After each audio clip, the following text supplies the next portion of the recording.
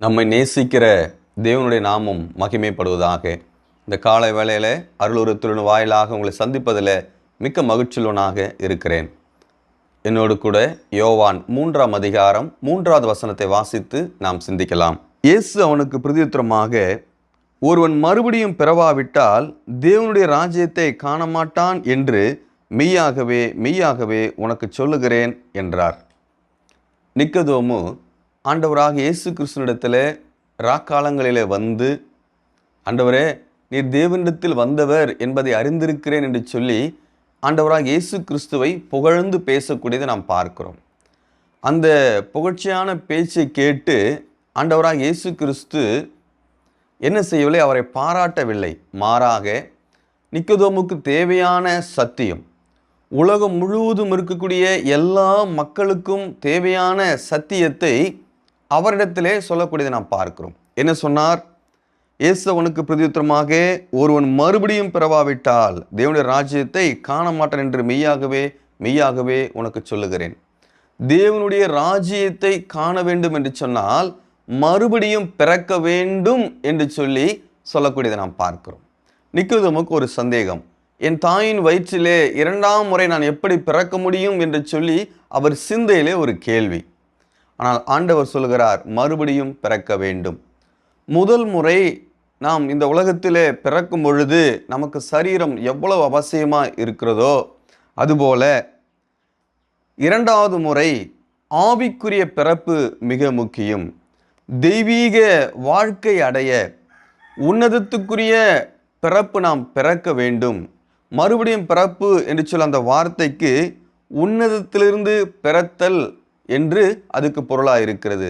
இது ஆவிக்குரிய பிறப்பு, கர்த்தருக்குள் மறுபடியும் பிறக்கக்கூடிய பிறப்பு.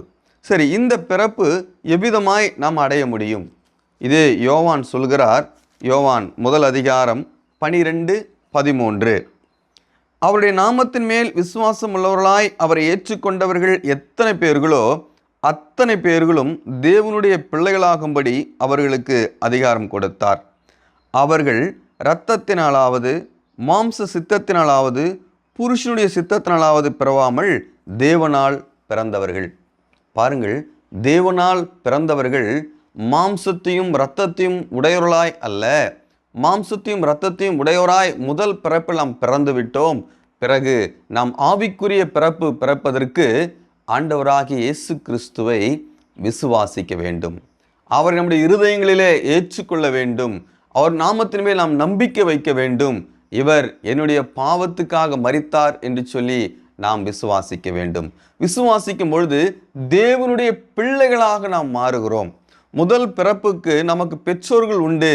ஆனால் ஆவிக்குரிய பிறப்புக்கு மனிதர்கள் அல்ல, தெய்வமே நமக்கு பிதா, நமக்கு அப்பாவாக இப்படிப்பட்ட உறவு, ஆண்டவராக இயேசு கிறிஸ்து நமக்கு மூத்த சகோதரனான ஒரு உறவு நமக்கு கிடைக்கக்கூடியது நாம் பார்க்கிறோம். எவ்வளவு பிரதான பாக்கியம் பாருங்கள் நமக்கு. பிரியமானவர்களே, இந்த பிறப்பு பிறந்தவர்கள், ஒருவேளை பிறக்காதவர்கள் அவரை விசுவாசித்து பிறக்க வேண்டும். அப்பொழுதுதான் தேவனுடைய ராஜ்யத்தை காண முடியும், பரலோக ராஜ்யத்துக்குள் கடந்து வர முடியும். இல்லை என்று சொன்னால் அதற்கு நேராக தேவன் இல்லாத இருளான இடமாகிய நரகத்துக்கு சென்று விடுவோம் என்று சொல்லி வேதம் சொல்கிறது. பிரியமானவர்களே, மறுபடியும் பிறந்தவருடைய வாழ்க்கை தரம் எப்படி இருக்க வேண்டும்? 1 யோவான் 2ஆம் அதிகாரம் அதில் 29வது வசனத்திலே வாசிக்கும் பொழுது மறுபடியும் பிறந்தவருடைய வாழ்க்கை தரம் எப்படி இருக்க வேண்டும் என்று சொல்லி இந்த 1 யோவானிலே ஒரு சில வசனங்களை நாம் வாசித்து புரிந்து கொள்ளலாம். 1 யோவான் 2ஆம் அதிகாரம் அதில் 29வது வசனம், அவர் நீதி உள்ளவராய் இருக்கிறார் என்று உங்களுக்கு தெரிந்திருப்பதனால் நீதியை செய்கிறவன் எவனும் அவரில் பிறந்தவன் என்று அறிந்திருக்கிறீர்கள். பாருங்கள், நாம் தெய்வத்துடைய பிள்ளைகளாய் மாறின பிறகு அவருடைய சுபாவத்தை இந்த உலகத்திலே காண்பிக்கக்கூடியவர்களாக இருக்க வேண்டும். அதில் ஒன்று, அவர் நீதி உள்ளவராய் இருக்கிறதுனாலே நாமும் நீதியை செய்யக்கூடியவர்களாக இந்த உலகத்தில் வாழ வேண்டும்.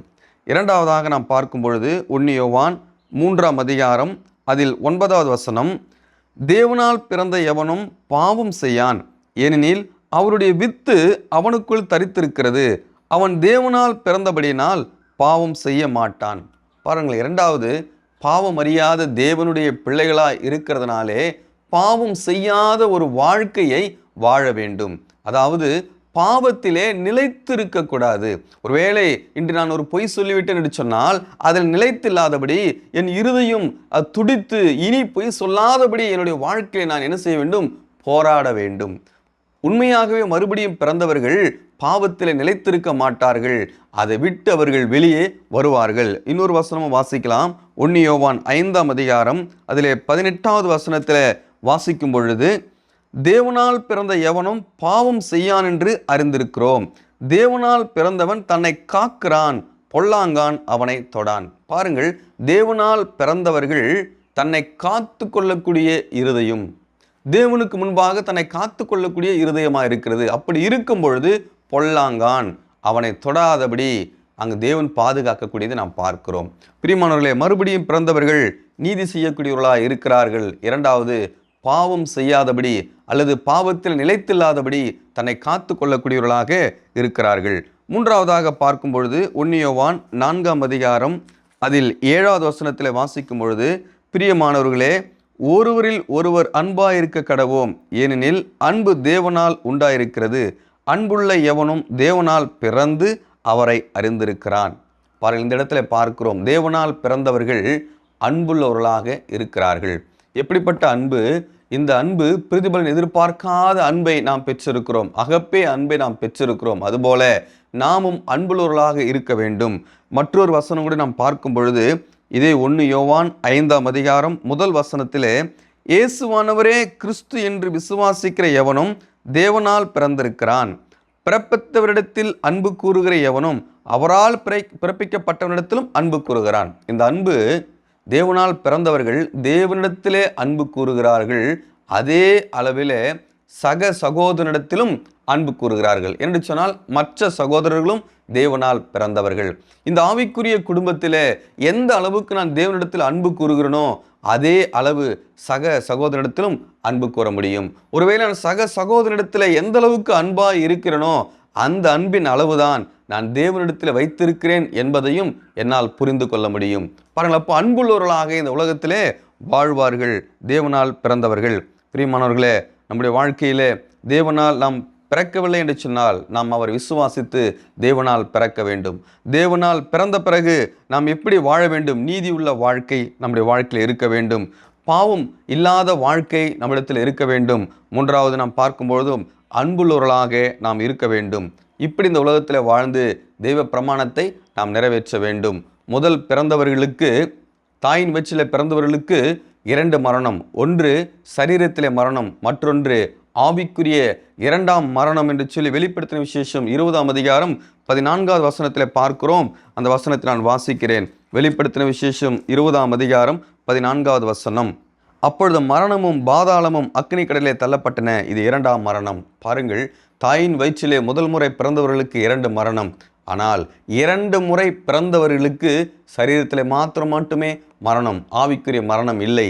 அவர் நித்தியமாய் அது பரலோகத்திலே வாழக்கூடியதாக இருக்கும். ஆகிய ஆண்டவராய் இயேசு கிறிஸ்து சொன்னார், நீ மறுபடியும் பிறவாவிட்டால் தேவனுடைய ராஜ்யத்தை காண மாட்டாய் என்று சொல்லி, நாம் மறுபடியும் பிறந்தவர்களா என்பதை பரிசோதித்து ஒருவேளை அவர் விசுவாசித்து மறுபடியும் பிறப்போம். மறுபடியும் பிறந்தவர்கள் ஆவிக்குரிய சிந்தையிலே இந்த உலகத்தில் வாழ்வோம். தேவநாமம் மகிமைப்படுவதாக.